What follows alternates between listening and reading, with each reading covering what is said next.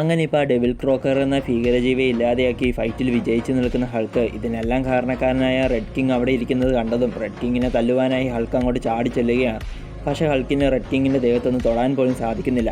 കാരണം red കിങ്ങിൻ്റെ body ഗാർഡായ കൈറ എന്ന പെണ്ണ് തൻ്റെ വെറും കൈകൾ ഉപയോഗിച്ച് ചാടി വന്ന ഹൾക്കിൻ്റെ നെഞ്ചത്തൊന്ന് ആഞ്ഞിടിച്ചതും അപ്പോൾ തന്നെ ഹൾക്ക് തെറിച്ച് താഴോട്ട് വീഴുകയാണ്.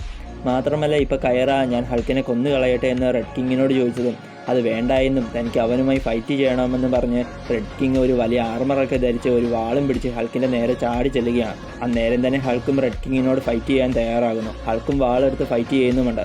ആ ഫൈറ്റിൽ റെഡ് കിങ്ങിന് ഹൾക്കിനോട് പിടിച്ചു നിൽക്കാൻ സാധിക്കുന്നില്ല. റെഡ് കിങ് തോറ്റുപോകാൻ തുടങ്ങിയാണ്. അപ്പോൾ തന്നെ തൻ്റെ രാജാവിനെ രക്ഷിക്കുവാനായി അവിടെ രാജാവിൻ്റെ ബോഡി ഗാർഡായ കൈറ വരികയാണ്. എന്നിട്ട് ഹൾക്കിൻ്റെ കയ്യിൽ നിന്നും തൻ്റെ രാജാവിൻ്റെ ജീവൻ രക്ഷിക്കുവാനായി കൈറ ഹൾക്കിനോട് ഫൈറ്റ് ചെയ്യുന്നു. അങ്ങനെ ഹൾക്കും കൈറയും അവിടെ അടിപൊളിയായി ഫൈറ്റ് ചെയ്യുന്ന സമയത്ത് തന്നെ ഹൾക്ക് അറ്റാക്ക് ചെയ്ത് തോൽപ്പിക്കാൻ നോക്കിയതിൻ്റെ ദേഷ്യത്തിൽ ആ റെഡ് കിങ് ഒട്ടും മര്യാദയില്ലാതെ തൻ്റെ ആർമറിലുള്ള ഒരു പ്രത്യേക ഗണ്ണ് ഉപയോഗിച്ച് ഹൾക്കിനെ വെടിവെക്കുകയാണ്. ആ വെടിയേറ്റ് ഹൾക്ക് തെറിച്ചു പോവുകയാണ്. റെഡ് കിങ് വീണ്ടും വീണ് കിടക്കുന്ന ഹൾക്കിനെ വെടിവെച്ച് ബോധം കെടുത്തുന്നു. ഇപ്പോൾ ഹൾക്കിനോട് റെഡ് കിങ് ചെയ്തതൊന്നും അവിടെയുള്ള ജനങ്ങൾക്കൊന്നും ഇഷ്ടപ്പെടുന്നില്ല. അതുകൊണ്ട് തന്നെ ഹൾക്കിനോടുള്ള ദേഷ്യം ഉള്ളിലടക്കി റെഡ് കിങ് ജനങ്ങളെ കയ്യിലെടുക്കുവാനായി ജനങ്ങളോട് താനിതിപ്പോൾ ചുമ്മാ ചെയ്തതാണെന്നും ഹൾക്കിൻ്റെ ഫൈറ്റൊക്കെ നമുക്ക് നാളെയും കാണണ്ടേയെന്നും റെഡ് കിങ് ജനങ്ങളോട് പറഞ്ഞ് ഒരു കള്ളച്ചിരിയും ചിരിച്ച് ഹൾക്കിനെ കൊല്ലാനുള്ള ദേഷ്യം ഉള്ളിലൊതുക്കി റെഡ് കിങ് അവിടുന്ന് പോവുകയാണ്.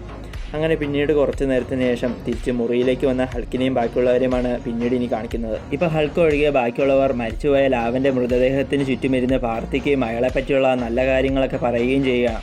മാത്രമല്ല ഇപ്പോൾ ഓരോരുത്തരും എന്തോ ചടങ്ങ് പോലെ അവരവരുടെ കഥകൾ പറയുകയാണ്. എന്ന് വെച്ചാൽ എങ്ങനെയാണ് ഇവരെല്ലാം അടിമകളായി മാറിയതെന്ന കഥ. അങ്ങനെ ഇപ്പോൾ ആദ്യം ഹീറോയും തൻ്റെ കഥ പറയുകയാണ്. അവൻ്റെ കഥ എന്താണെന്ന് വെച്ചാൽ ഈ ഹീറോയും സക്കാറിലുള്ള പ്രീസ്റ്റുകളുടെ വർഗത്തിലുള്ളതാണ്. ഇവരുടെ ദൈവമെന്തോ പണ്ട് സക്കാറിനെ രക്ഷിക്കുവാനായി ഒരു രക്ഷകൻ ഇവിടെ വരുമെന്നും ലോകത്തെ രണ്ടായി പിളർത്താനൊക്കെ ശക്തിയുള്ള ഒരാളായിരിക്കും അതെന്നും ഇവിടെ സമാധാനവും സന്തോഷമൊക്കെ പുള്ളിക്കാരൻ കൊണ്ടുവരുമെന്നൊക്കെ എന്തൊക്കെയോ ഇവരോട് പറഞ്ഞു. അപ്പോൾ ഹീറോയിമിൻ്റെ വർഗത്തിലുള്ള ബാക്കിയുള്ളവർ സക്കാറിൻ്റെ രക്ഷകൻ റെഡ് കിങ് ആണെന്ന് വിശ്വസിച്ചു. പക്ഷേ ഹീറോയും മാത്രം അതിനെ എതിർത്തു. അത് കാരണം പുള്ളി തൻ്റെ വർഗത്തിൽ നിന്നും പുറത്താക്കപ്പെട്ടു.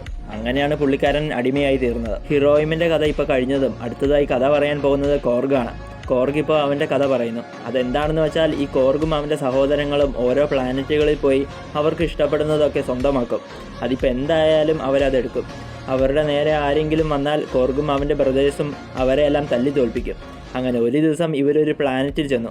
അവിടെ വെച്ച് എന്തോ ജീവിയെ ഇവർ കണ്ടതും അപ്പോൾ തന്നെ ഇവരുണ്ടാക്കിയ ആർക്കും തകർക്കാനാവാത്ത ഒരു കൂട് ആ ജീവിയുടെ മുകളിലേക്കിട്ട് അതിനെ പിടിക്കുന്നു.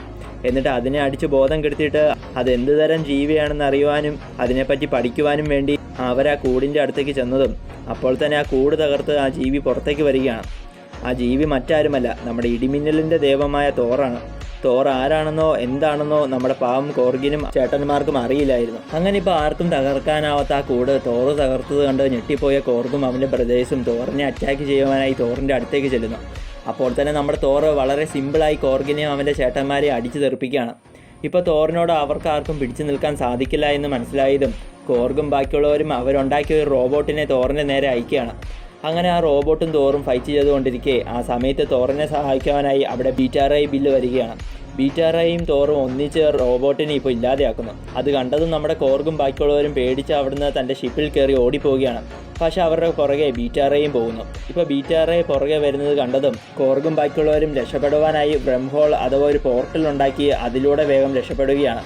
പക്ഷേ ബീറ്റാ റേയുടെ കയ്യിൽ നിന്നും കോർഗും ബാക്കിയുള്ളവരും ഇപ്പോൾ രക്ഷപ്പെട്ടുവെങ്കിലും ആ പോർട്ടൽ വഴി അവർ എത്തിയത് ഈ സക്കാർ എന്ന പ്ലാനറ്റിലായിരുന്നു. അങ്ങനെയാണ് കോർഗും സഹോദരങ്ങളും ഇവിടെ അടിമയായി മാറിയത്.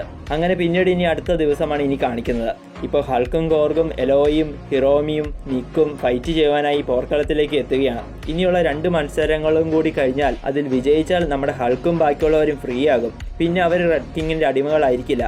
മാത്രമല്ല നമ്മുടെ ഹൾക്കിനെ അവിടെയുള്ള ജനങ്ങളിൽ കുറേ പേർ സക്കാറിൻ്റെ രക്ഷകൻ എന്നാണ് വിളിക്കുന്നത്. ഈ രക്ഷകൻ്റെ കാര്യമാണ് ഹീറോയും തൻ്റെ കഥയിൽ പറഞ്ഞിരുന്നത്. ഇപ്പോൾ ഹൾക്കിനെ ജനങ്ങൾ സക്കാറിൻ്റെ രക്ഷകനെന്ന് വിളിക്കുന്നതൊന്നും നമ്മുടെ റെഡ് കിങ്ങിന് ഇഷ്ടപ്പെടുന്നില്ല. അങ്ങനെ ഇപ്പോൾ നമ്മുടെ ഹൾക്കും ബാക്കിയുള്ളവരും വിൽഡബോട്ട്സ് എന്ന ജീവികളോട് അവിടെ ഫൈറ്റ് ചെയ്യുന്നു. ആ ഫൈറ്റിൽ ഹൾക്കും ടീമും ജയിക്കുകയാണ്. ഹൾക്കിൻ്റെ ഫൈറ്റൊക്കെ കണ്ട് കോർഗും ബാക്കിയുള്ളവരും ഞെട്ടിപ്പോകുന്നു. ജനങ്ങൾക്ക് ഹൾക്കിനോടുള്ള ഇഷ്ടം കൂടുകയാണ്. പക്ഷേ ഇപ്പോൾ വിൽഡബോട്ട്സിനെ തോൽപ്പിച്ചതും അപ്പോൾ തന്നെ ഹൾക്കിൻ്റെ നേർക്ക് വിൽഡബോട്ട്സിൻ്റെ കിങ് എന്നറിയപ്പെടുന്ന എഗ് ബ്രേക്കർ എന്ന ഒരു ഭീകരജീവി ഫൈറ്റ് ചെയ്യാൻ വേണ്ടി വരികയാണ്. പക്ഷേ നമ്മുടെ ഹൾക്ക് അതിസാഹസികമായി ആ എഗ് ബ്രേക്കറിനെ തോൽപ്പിച്ച് കൊല്ലുന്നു. അതുകൊണ്ട് ഇനി നാളത്തെ ഫൈറ്റിൽ കൂടി ഹൾക്കും ടീമും വിജയിച്ചാൽ അവരെല്ലാം ഫ്രീ ആകും. പക്ഷെ അങ്ങനെ ഒരിക്കലും സംഭവിക്കരുതേ, ഹൾക്ക് തോൽക്കണേ എന്ന് റെഡ് കിങ് മനസ്സുരുക്കി പ്രാർത്ഥിക്കുകയാണ്. ഇപ്പോൾ റെഡ് കിങ്ങിന് ഹൾക്ക് വിജയിക്കുന്നത് ഇഷ്ടമല്ല എന്നും എങ്ങാനും ഹൾക്ക് വിജയിച്ചാൽ പുള്ളിക്കാരന് സങ്കടമാകുമെന്ന് മനസ്സിലാക്കിയ റെഡ് കിങ്ങിൻ്റെ ബോഡിഗാർഡായ കൈറ രാത്രിയിൽ ഹൾക്കിൻ്റെ റൂമിൽ ചെന്ന് ഹൾക്കിനോട് തനിക്ക് കുറച്ച് കാര്യങ്ങൾ സംസാരിക്കണമെന്നും പറഞ്ഞ് ഹൾക്കിനെ വിളിച്ചുകൊണ്ട് വേറൊരു സ്ഥലത്തേക്ക് ചെന്നിട്ട് ഹൾക്കിനോട് നാളെ നീയും ബാക്കിയുള്ളവരും മത്സരത്തിൽ പങ്കെടുക്കരുതെന്നും നീ വിജയിക്കുന്നത് എൻ്റെ രാജാവിന് ഇഷ്ടമല്ല എന്നും നീ കാരണം ജനങ്ങളെല്ലാം പുള്ളിക്കാരൻ്റെ അടുത്തു നിന്നും അകന്നു പോകാൻ തുടങ്ങിയെന്നും കൈറ ഹൾക്കിനോട് പറയുന്നു. അത് കേട്ടതും നിന്റെ രാജാവിന് വേണ്ടി ഞാൻ എങ്ങോട്ടും ഓടിപ്പോകുകയില്ല എന്നും നിന്റെ രാജാവ് വെറും തെണ്ടിയും പേടിത്തൊണ്ടനുമാണെന്നും ഹൾക്ക് കൈറയോട് പറയുകയാണ്. പക്ഷെ അത് കൈറയ്ക്ക് ഇഷ്ടപ്പെടുന്നില്ല.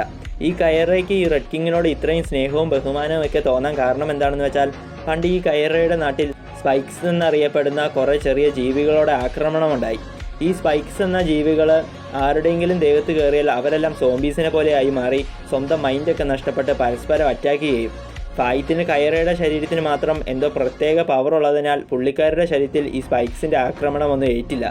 പക്ഷേ സ്പൈക്സ് കാരണം കൈറയുടെ വീട്ടുകാരും നാട്ടുകാരും സോംബീസായി മാറി. എന്നിട്ട് നമ്മുടെ കൈറയെ അവരെല്ലാം അറ്റാക്ക് ചെയ്യാൻ വേണ്ടി വന്നതും അപ്പോൾ തന്നെ റെഡ് പ്രിൻസ് അഥവാ നമ്മുടെ കുഞ്ഞു പ്രായത്തിലെ റെഡ് കിങ് പ്രത്യേകതര ആർമിയുമായി വന്ന് അവിടെയുള്ള സോംബീസിനെ എല്ലാം കൊന്ന് കൈറയെ രക്ഷിച്ചു. ഇതുപോലെ സ്പൈക്സിന്റെ ആക്രമണം ഉണ്ടായ പല സ്ഥലങ്ങളിലും റെഡ് കിങ് ആർമിയെ ഉപയോഗിച്ച് പലരുടെയും ജീവൻ രക്ഷിച്ചു. അങ്ങനെ തൻ്റെ ജീവൻ രക്ഷിച്ചതിൻ്റെ വലിയ കടപ്പാടുള്ളതുകൊണ്ടാണ് കൈറയ്ക്ക് റെഡ് കിങ്ങിനോട് ഇത്രയും സ്നേഹവും ബഹുമാനവും ഉള്ളത്. അങ്ങനെ ഇപ്പോൾ കൈറ തൻ്റെ കഥയൊക്കെ ഹൾക്കിനോട് പറഞ്ഞ് ഹൾക്കിനോട് റെഡ് കിങ് നല്ലവനാണെന്നും അതുകൊണ്ട് ഹൾക്കും ബാക്കിയുള്ളവരും ഇവിടുന്ന് പോകണമെന്നും ഇന്ന് രാത്രി ഹൾക്കിൻ്റെ ടീമിലുള്ള എലോയി എന്ന പെണ്ണിൻ്റെ ചില ആളുകൾ എലോയെ രക്ഷിക്കുവാനായി ഇവിടെ വരുമെന്ന് താൻ അറിഞ്ഞുവെന്നും അവരെങ്ങാനും ഇവിടെ വന്നാൽ അപ്പോൾ അവരുടെ കൂടെ ഹൾക്കും പോകണമെന്നും അവരുടെ കൂടെ ഹൾക്ക് പോകാൻ തയ്യാറായാൽ ഇവിടെയുള്ള ഗാർഡ്സ് ആരും നിങ്ങളെ അറ്റാക്ക് ചെയ്യാതെ താൻ നോക്കിക്കോളാമെന്നും കൈറ ഹൾക്കിനോട് പറഞ്ഞതും ഹൾക്ക് അതിന് സമ്മതിക്കുന്നില്ല. ഹൾക്ക് തിരിച്ച് മുറിയിലേക്ക് പോകുന്നു. അങ്ങനെ ഹൾക്കും ബാക്കിയുള്ളവരും മുറിയിൽ വിശ്രമിച്ചുകൊണ്ടിരിക്കെ ഇപ്പോൾ എലോയ് എന്ന പെണ്ണിനെ രക്ഷിക്കുവാനായി ആ മുറിയുടെ വാതിലൊക്കെ തുറന്ന് എലോയുടെ ആളുകൾ വരികയാണ്. അപ്പോൾ തന്നെ എലോയ് ബാക്കിയുള്ളവരോട് തൻ്റെ കൂടെ വരുവാൻ പറഞ്ഞതും അപ്പോൾ തന്നെ ഹൾക്ക് പുറത്തേക്ക് പോകരുതെന്നും അത് അപകടമാണെന്നും എലോയ് എന്ന പെണ്ണിനോടും ബാക്കിയുള്ളവരോടും പറയുകയാണ്. പക്ഷേ എലോയ് അതൊന്നും കേൾക്കുന്നില്ല. പക്ഷേ കോർഗും ഹിറോയിമും മിക്കും ഹൾക്ക് പറയുന്നത് കേൾക്കുന്നു. എലോയ് എത്ര വിളിച്ചിട്ടും കോർഗും ബാക്കിയുള്ളവരും കൂടെ ചെല്ലുന്നില്ല. അങ്ങനെ ഒടുവിൽ എലോയ് തന്നെ രക്ഷിക്കാൻ വന്ന ആളുകളുടെ കൂടെ ഒറ്റയ്ക്ക് അവിടുന്ന് മുറിക്ക് പുറത്തേക്ക് ഇറങ്ങിയതും അപ്പോൾ തന്നെ ആ മുറിയുടെ വാതിൽ അടയുന്നു. മാത്രമല്ല പെട്ടെന്ന് കോർഗും ബാക്കിയുള്ളവരും മുറിക്ക് പുറത്തേക്ക് പോയ എലോയയുടെയും ബാക്കിയുള്ളവരുടെയും നിലവിളികൾ കേൾക്കുകയാണ്. അപ്പോൾ തന്നെ കോർഗിനും ബാക്കിയുള്ളവർക്കും എലോയെ റെഡ് കിങ്ങിൻ്റെ ഗാർഡ്സ് കൊന്നുവെന്ന് മനസ്സിലാകുന്നു. അങ്ങനെ പിന്നീട് ഇനി അടുത്ത ദിവസമാണ് കാണിക്കുന്നത്. ഇപ്പോൾ നമ്മുടെ ഹൾക്കും ബാക്കിയുള്ളവരും അവസാനത്തെ ഫൈറ്റിനായി പോർക്കളത്തിലേക്ക് ചെല്ലുകയാണ്. ഈ ഫൈറ്റിൽ ഇവർ ജയിച്ചാൽ ഹൾക്കും ബാക്കിയുള്ളവരും അടിമയായിരിക്കുന്നതിൽ നിന്നും ഫ്രീ ആകും.